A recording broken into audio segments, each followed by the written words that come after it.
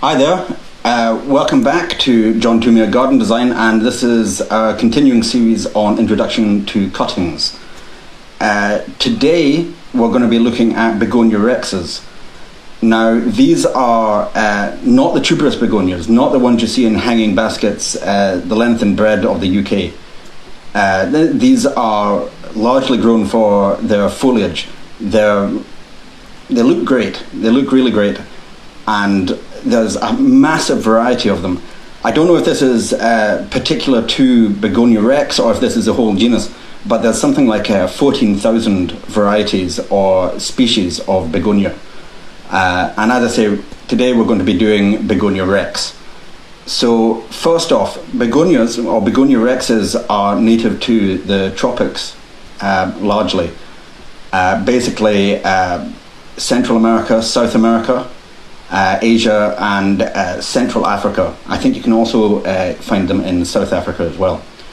And this is they're just great for that. But because of those temperatures, they're not good for outdoors here. Okay, they're not like the tuberous begonias where you see them outside in the hanging baskets, as I said. Here you're looking at them as an indoor plant again, much like everything in this series. So these plants, when you have them, they are going to want an east or west facing window, and basically that's because what they are is an understory plant.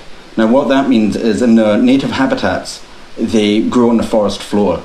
If you ever go to these places, you'll see them frequently surrounding the bases of trees, and this is their ideal situation. The phrase you're looking at is something called bright shade. Now, I've been asked this quite a few times about the necessities of shade in these plants. And bright shade basically means they want about 5 to 6 hours of daylight a day, but it's not direct light. So you're not going to have it like at midday. In the natural habitat, they'll be on the floor, the forest floor, and you'll be getting dappled shade from above. So that's like the 5 to 6 hours of light. Here, you want the east-facing window or the west-facing window. And that's when they get their sun. Okay, so that's the rule you're looking for with that. So we're going to have a look at these plants. This here, this is a Begonia rex escargot, and a lot of these rexes that you can identify by this swirl. You can see this swirl in the center. The leaves kind of grow into each other almost. And a mature specimen, this swirl will just kind of go all the way, and it looks amazing. So that's a Begonia rex. This is a Begonia rex curly fire flush. Now, I think you can see it. It's got amazing tiny little red hairs covering the whole of it. And when it catches the sun, I can just see it in the camera, they glow. So wherever you're going to put it in your east or west facing window, when it catches that, it'll just give off this lovely, lovely look. And finally, we have this, which is, I'm not a massive fan of the names. I didn't do the naming, okay?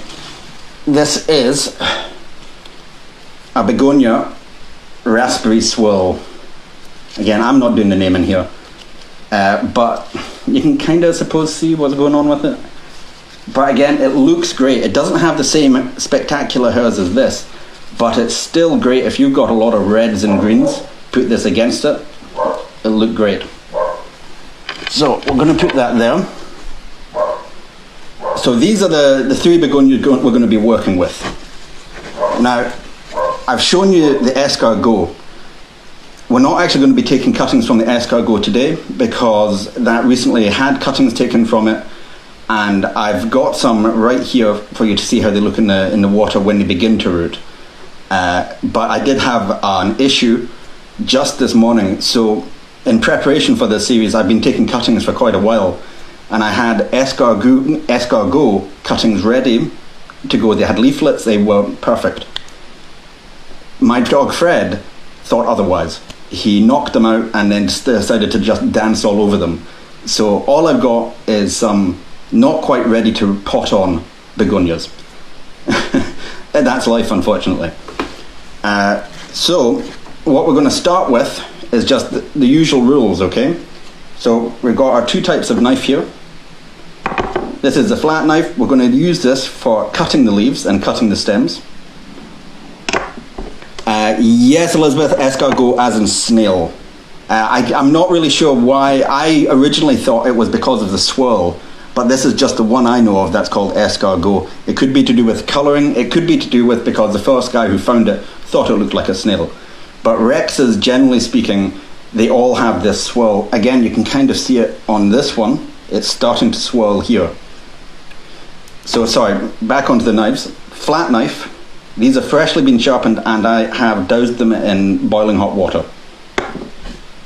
This one, the paring knife, we're actually going to use this to take the cuttings themselves, okay? Again, very sharp, very clean. So, what we're going to start with is we're going to start with the simplest way of doing it, which is taking a cutting and then putting it in water. So, here is our water. Now, these are the cuttings I told you about. These actually fell off the plant when I was moving it a good few weeks ago. And you can see, I think, you can see the roots are coming, the pink roots. And you don't want to be potting these on until the roots are at least 2 inches long. Once they're about that, they'll quite happily take in the rooting medium, the soil that you put it in. Anything before that, you're risking the viability of it, really. But going back onto taking the cutting itself, like any time you're going to take a cutting, whether it's outdoor or indoor, you really want to think about where you're going to take it from, okay? You don't want to really spoil the aesthetic of the plant. In this case, we're going to take a few leaves from these two particular begonias. There's also an issue of healthcare with this too. If you take away some of the cuttings, it is going to give the rest of the nodes, the places where the leaves comes from, it's going to give it more room, more light to grow. So it can be beneficial as well. But, so this is the one. As I said, this is Curly Fireflush, Begonia Rex. And for our cuttings, we're going to take this one here, and you're going to take it right at the base here, and we'll probably take a couple more from this as well. But let's start with this. So, apologies, I know the comments are kind of covering things a little bit. Again, any questions, just put them in there and I'll see what I can do. I don't know really what to say about Norway. So, we're going with this one. We're using this, and what it is this blade can just hook round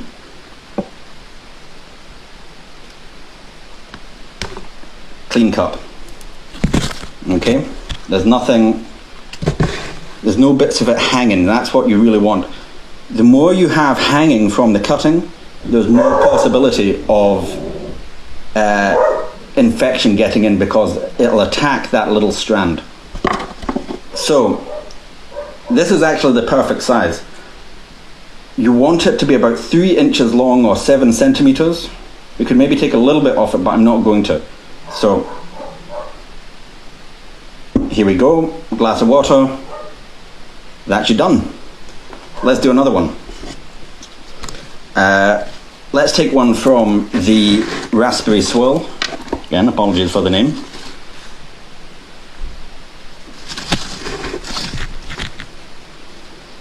Yes, Fred does want in. Fred isn't getting in. I think he's probably just barking at nothing, because that's what he does. So, we're going to take this one here. This is a good, healthy a good healthy stem. And you can see it attaching right there. So we're going to do that now. Same one.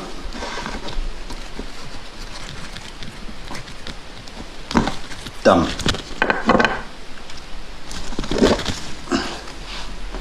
That goes back there. Again, nice clean cut. Oh, here he is here. Come here. Right, so this is Fred, and this is the guy who trashed this video. Absolutely trashed it, yeah? Good man. Right, get her. So he was so close to the barbecue today. He's just lucky that, you know, I can't barbecue to save myself. So this one is definitely a little bit long. So we're going to take it down, and if you remember from some of our previous cuttings videos, don't sort it. One cut, okay? So we're going to take it down to about this point. Remember, one cut. We're all good. Straight into the water. Yes? Okay. So those are the key rules you're looking for these water cuttings. About 3 inches or 7 centimeters on the stem, clean cut from the plant. Try and kind of take it from a spot that is not going to impact it terribly. Now, you might worry about you damaging the plant. You're going to see where you've taken the cutting. It is going to start to rot, but it's not going to affect the overall plant. The plant is strong enough at this point to withstand it, okay? The important thing is the cutting itself. So, water done. Next we're going to do a leaf cutting. Now this is a little bit more complicated. So, if you remember last week we did the Tradescantia. Those on a scale of cutting ease, they are like 10. They are the easiest thing to do. Next to the chlorophytum or the spider plant, really you're looking very, very easy stuff. This is a little bit more work. You need to follow these directions a little bit closer.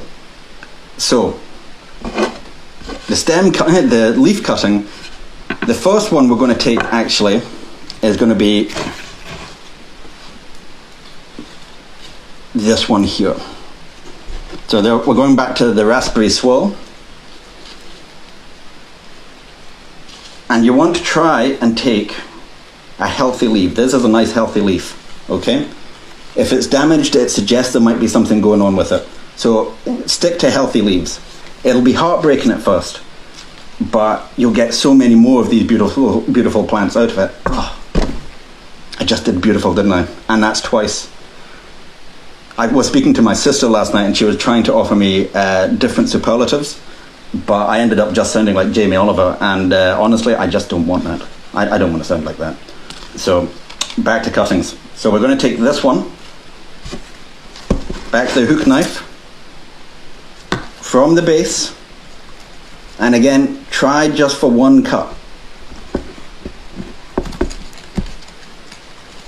Okay, there we go. This goes back here.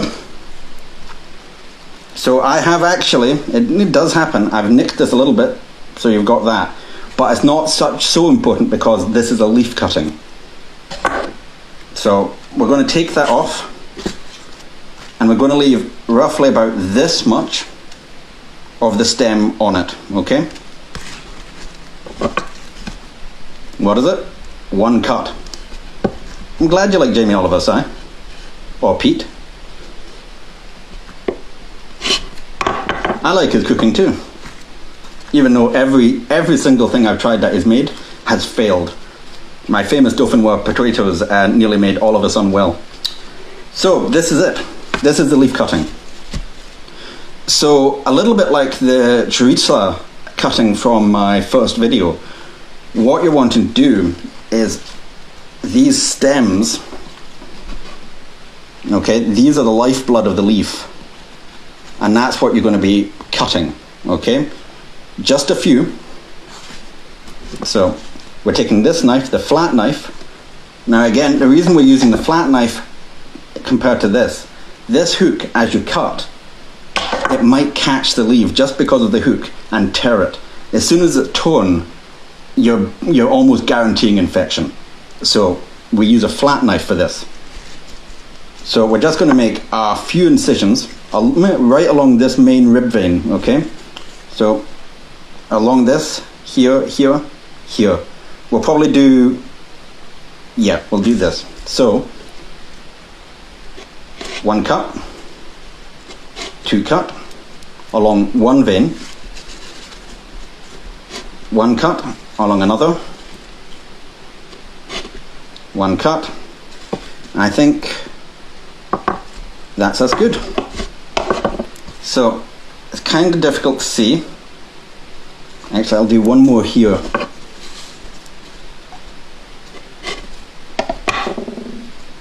So you can actually see where they've been cut. Can you see this? So this is quite a large leaf. So unfortunately, we need to use a slightly larger tray, like this. Now I've bought this tray is like a proper cuttings tray. It's purely because of the size of it that we're using this. So we've got this. I've got a Koya perlite mix in here. It's already slightly damp, and again, that's quite important. So one thing we're going to use this time round, which we've never used before, is rooting powder. Now, admittedly, most of your stuff is coming from here, but I'm thinking of the stem more than anything. I just use standard rooting powder. No, you don't need to get any special indoor plant rooting powder. It's not necessary. So, just like this, you put it in, knock it off a wee bit. And the stem is actually going to go into the soil.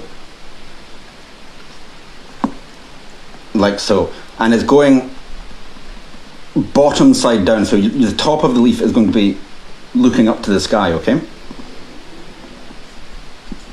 So that's that in the soil. And now you want to kind of hold it down a little bit, because you want these cuts to actually be touching the soil, because when the plant is trying to heal itself, and that's what it's doing when you make these cuts, it's going to try and heal itself by producing more roots, more connective tissue, and that's going to go down into the soil, and that produces your new leaf. So what I have a tendency to use, particularly with big leaves, are these. Now you can buy things like this, but this is an unbent paper clip, okay? It's cheaper and it does the exact same job. So you can use that, or the other one, just some rocks from your back garden. Wash them first so you're not introducing more bugs into the new cutting. But I'm going to use a wire this time around. We might use the leaves on the other one. So just stake this down and push that down into the soil. I've got a few of them here. There's a rocking Friday night for me last night as I unbent paper clips and watched Fred lick himself. Love that. So here we go again. We're just going to place it right down and hold it in. And I think I'm going to put one more in for luck, just down the center.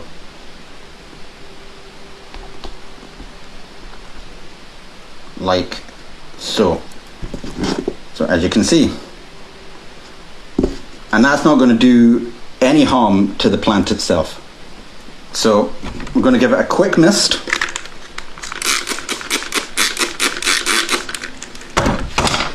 And then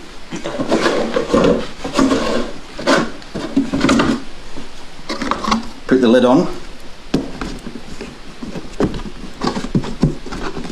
Okay, I'm actually, believe it or not, I'm actually not a massive fan of these things. I do much prefer the take-out containers, because I do find them actually more airtight and they give far better humidity.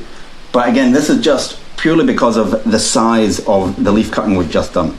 So that's your first leaf cutting, okay? So that's with the stem in, a little bit of rooting powder, pins, and just cuts along the main vein of it. So this you're going to put in a place in the corner of your house or your kitchen where it's getting light, but not direct light, okay? Very important.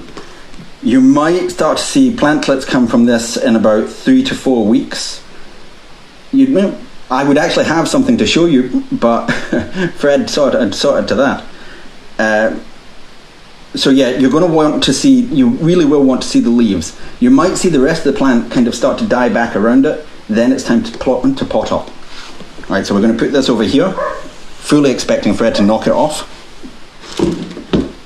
Right, the next one we're going to do is a section leaf cut. So we're going to take one of these, which is the curly fire flush. So how should we do this one? Right, we're going to take one of these slightly bigger ones. Now this is going to hurt me because we're going to take this leaf here. It's a beautiful leaf. Oh, and I just did it again, but I can't help it. Look at it. Look at that, and look at the hairs glowing in the sun. Okay, so we're going to take this leaf, and you're going to possibly watch me cry and like roll about like a baby. But okay, so we're just going to take the cutting from the base again. Let's just show you that one more time. So it's this, and we're taking it from here.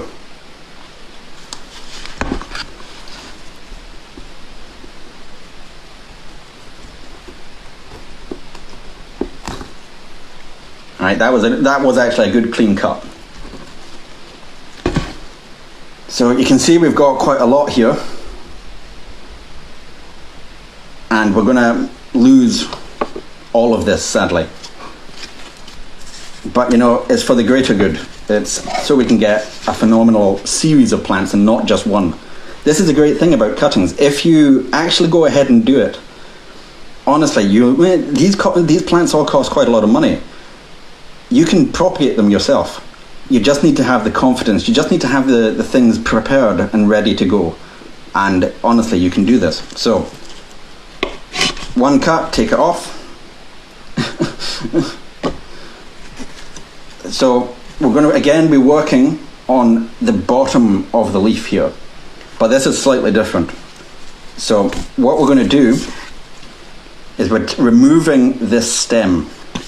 Right, we're going to take out the whole thing. So go about 1/2 centimeter out from the stem and cut around like this.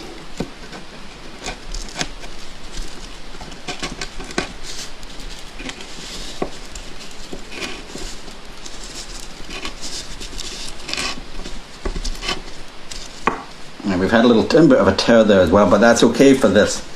So this is your leaf without the stem in it. And now what you're going to do is you're going to take sections of the leaf. They're going to be roughly about the size of maybe like a 20p piece or a 10p piece, no bigger than that. And do it from the bottom so you can see. You're going to be wanting to get these veins of the plant into those things, into these squares. So, first one. And again, we're going to do it with just quick cuts. I know it seems like it might be quite difficult at first, but once you get used to it, it's like you'll bang them out without a problem. So, 1,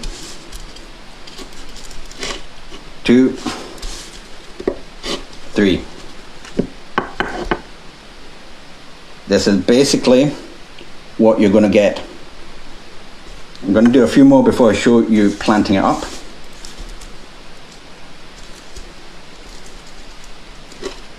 One, 2, 3. Another one.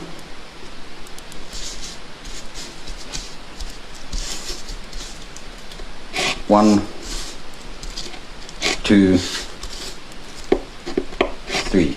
I'm going to get as many as I can out of this leaf because it was such a great leaf, and it will just break my heart if I can't get more out of it.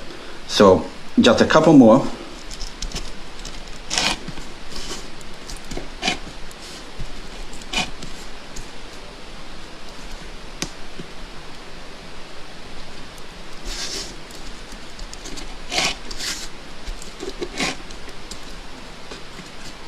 Okay, and this one has actually torn, so we can't use it.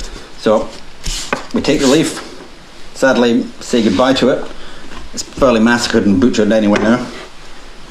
And we're taking one of these back to my preferred size. And what you're going to do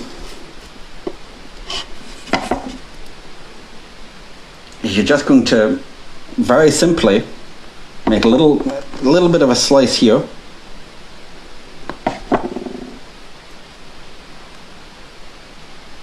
And it goes into the soil, like that.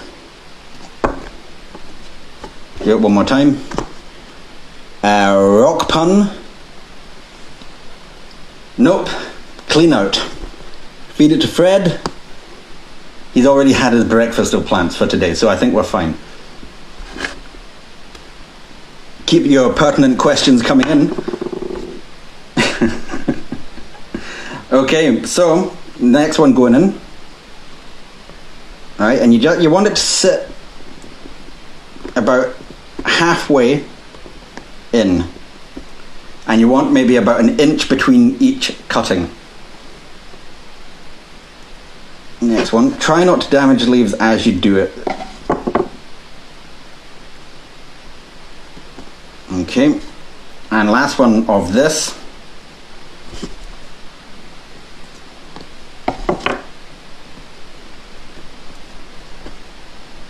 Now, as you can see, it's possible that not all of these will take. It is very likely, though, that at least one will. And from that one, you'll get several plantlets. But if you look after it, you should actually get really good viability out of this. So we're actually going to do just a couple more of those, because you want to really make as best one. And we're going to take this leaf, and we're going to cut it here.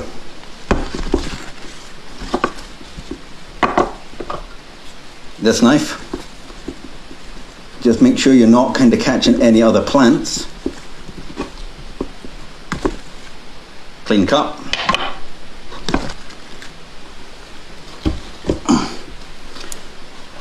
So again, we're going to take off the stem to about this point. Then we're going to remove the whole stem, and then we're just going to go and make these kind of 20 pence piece shaped cuts again. So I'll do it a little bit quicker this time. We'll move this out of the way. So cut, drop. Not an absolutely necessary stage of the process. And again, we're going to cut round about centimetre in, half a centimetre, something like that. Done. So again, going for the underside, going for these main veins. So how many did we get there? We got 4. Let's see if we can do the same. So 1, 2, 3.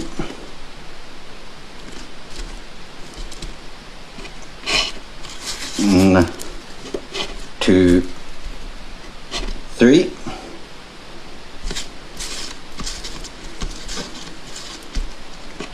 1, 2, 3. And let's do one more.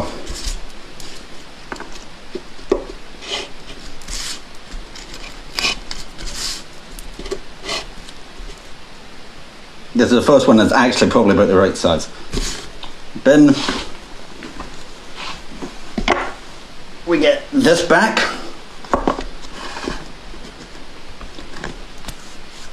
You can do the cuttings outside, that's not really a problem at all.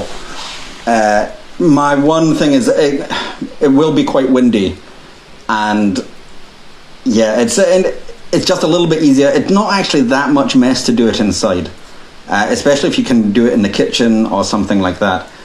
You also have to remember that if you're going to do it outside, I know it sounds stupid, but you have to remember to bring them back inside. I have left cuttings for indoor plants, just kind of wandered away, kind of forgot about them for a little while. It's amazing how quickly the temperature in Scotland will absolutely trash them. Okay, so if you're going to do them, I would suggest doing them inside. If you've got a glass house, if you've got a greenhouse, if you've got a shed, do them there. It just will make your life a little bit easier. Okay, so we're going to do the same thing again, making a slight rill. And when you put the leaf in, you want to put it down the way that it was cut from the leaf. If that makes sense. So this is where the stem was, and you took the cutting here. You want this bit, right? So usually your first cut, you want that to go into the soil first. It's something to do with gravity. I don't know. This is just how I was taught, and it's always worked for me that way. So next one.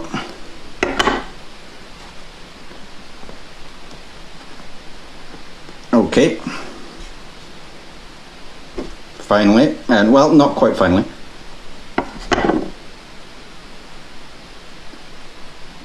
Goes in. And finally, our last one. How many times have I said finally? Too many times. Because we really aren't. Alright, so these are your cuttings, your leaf cuttings. Quick spray.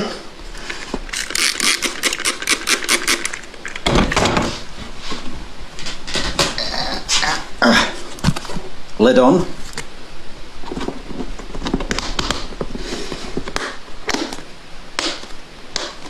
And that is good, okay?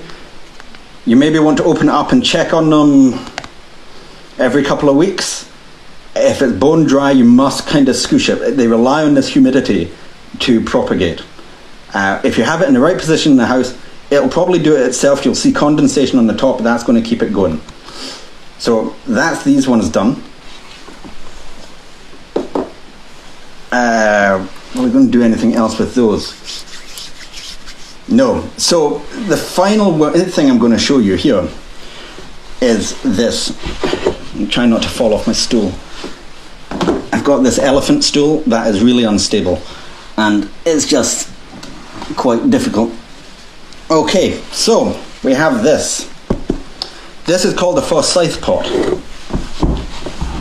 And you may or may not have noticed that I did a video yesterday on how to make one of these.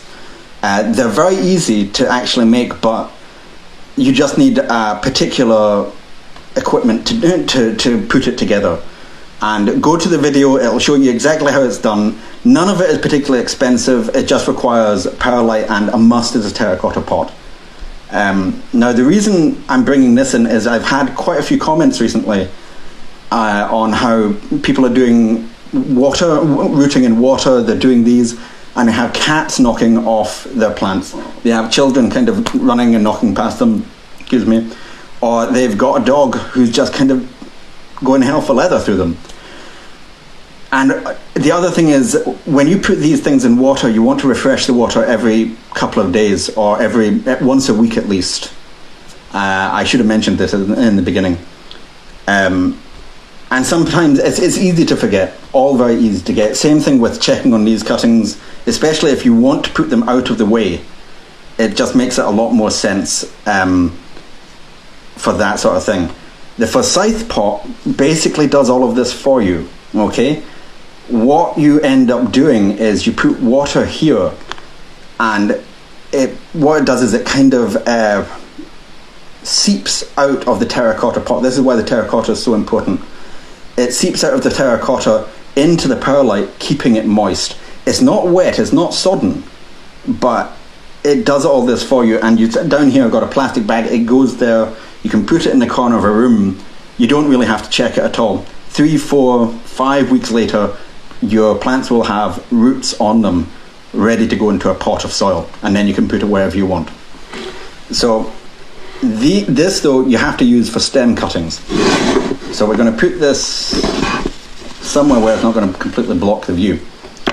So we're going to go back to the fire flush, and I think we are going to take, this is a new leaf.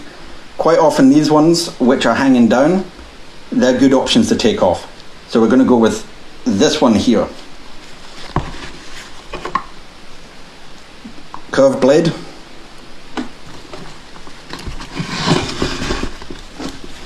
The escargot. There's a curved blade. 1 cut, like so.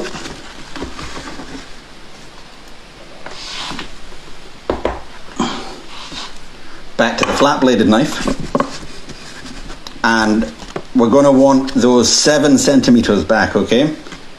So we're going to go about this length. 1 cut. It's nice and clean. And again, we're going to use the rooting powder. So just a quick dab in the rooting powder like this. Knock off the excess.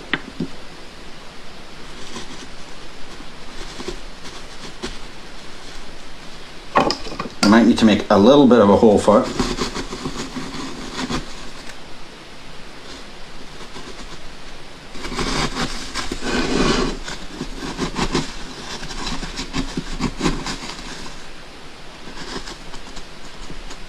Okay,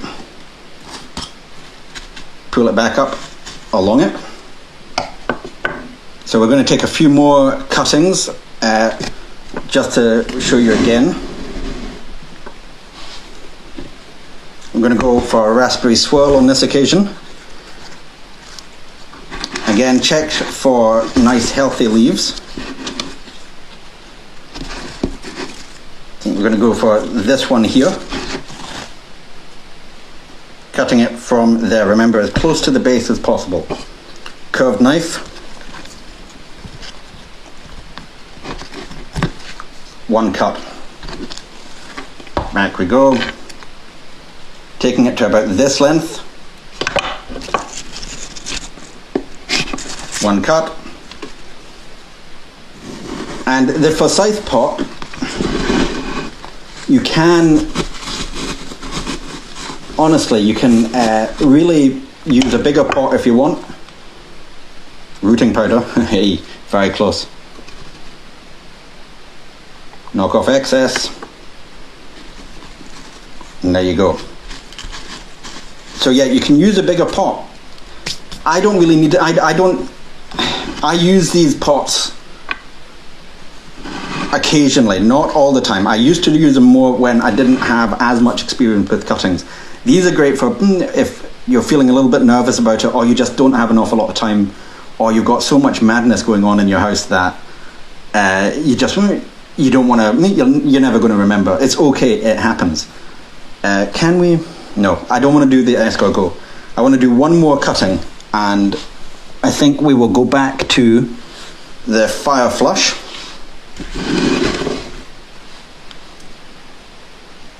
And I am going to take this one right here. You can see that's going into here. Curved blade. Single cut. Very nice. Put you back here.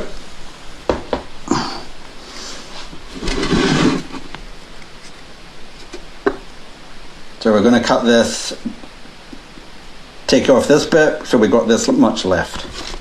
1 cut. Rooting powder. Knock off excess.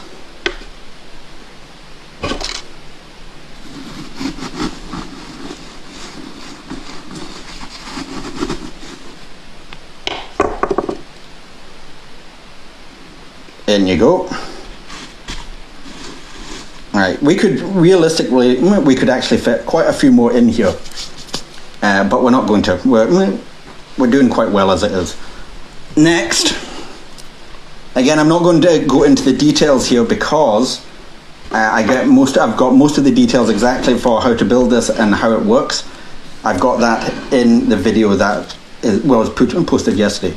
You just want to put some water in here. Actually, I'll put it in the bag first. So,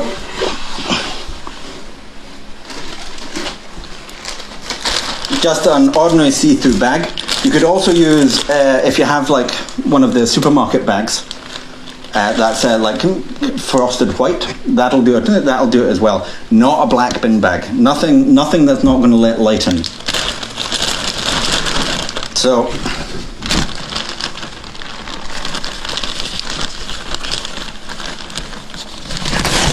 goes in like this.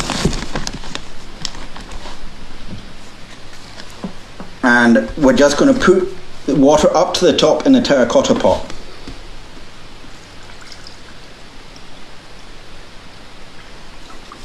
Like so. This is a Ziploc bag, which is really good for this. If you can get that, that's great. If you can get a big enough bag where maybe you can tie a knot in the top. This is one of those times where the Ziploc's just not going to work, isn't it? You know when you kind of faff around and fiddle with it and nothing happens? Pretty much what's happening right now. Fascinating insights into Ziploc bags, I know, from John Thoumire Garden Designs. Okay, good enough. So that's your Forsyth pot. Obviously watch when you're moving it because there's a fair whack of water that's actually sitting in there. And do that.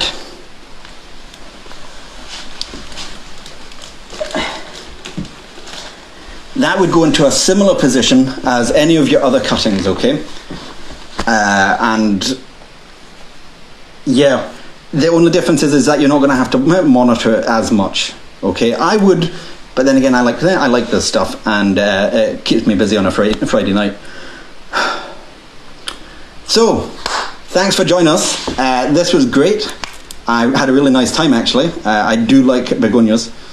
And I'm not entirely sure what we're going to be doing next week. I have a feeling it might be aloe vera, though, which is a bit finicky. So I hope you can join me for that, and thank you again.